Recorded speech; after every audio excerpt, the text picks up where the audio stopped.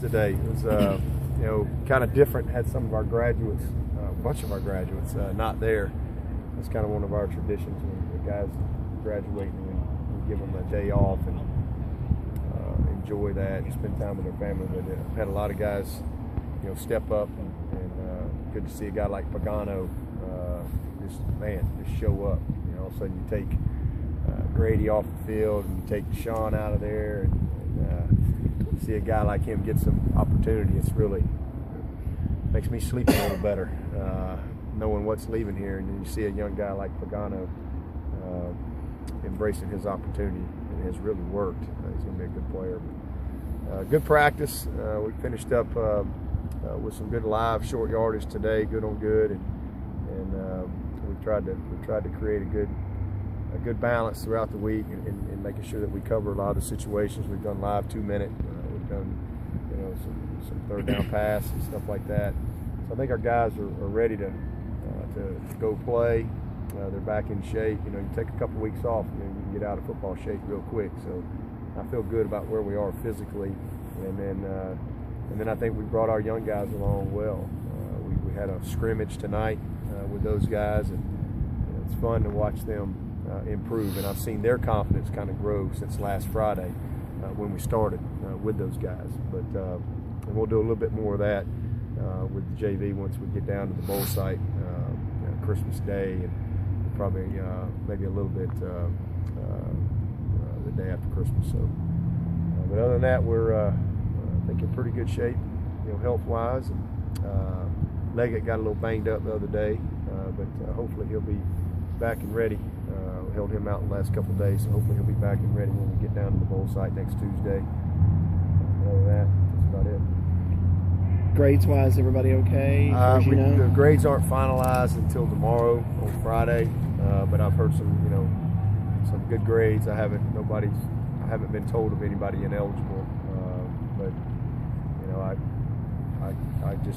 don't know until tomorrow. I think by tomorrow afternoon I will know if we've had any casualties academically. Hope not, but I got some positives. You know, Deshaun Watson made a 4.0. Straight A's, President's List. That I know. I just seen a couple of grades. I hadn't got them all, but you know, Artavis Scott made a 3.6. You know, and Gallman made a 3.0.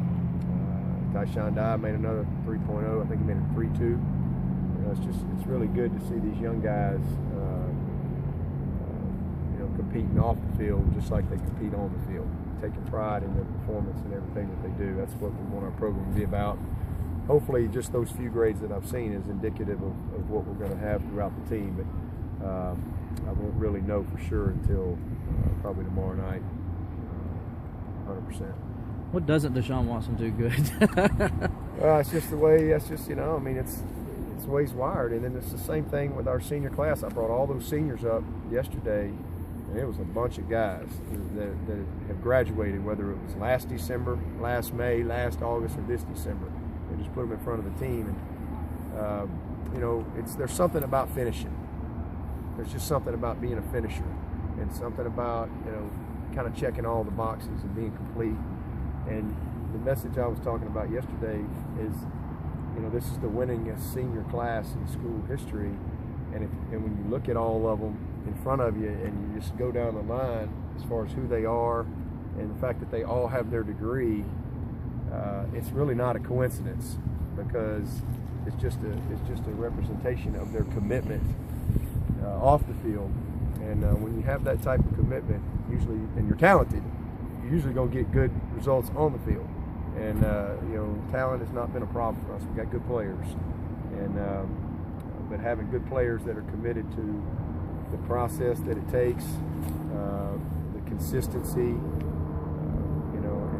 That's a different deal, and those guys are the epitome of that. They really have, you know, handling success, handling failure, you know, fighting through the dog days, because everybody goes through them. When you hit the wall, pushing through, they really are great examples to the rest of the team.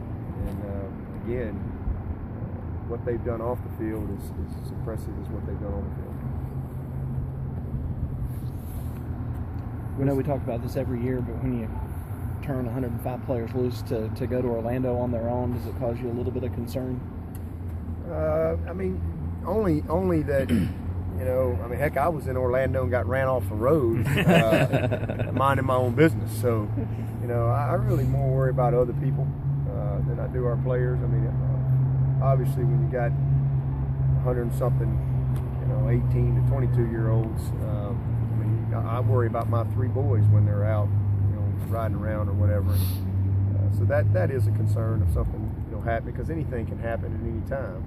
But as far as you know, them doing something stupid, I don't lay awake at night. I think we got a good group of guys. Certainly not perfect. From time to time we have our issues, but our guys have earned trust here by how they've handled themselves and kind of how they've self-led themselves with the leadership within the team.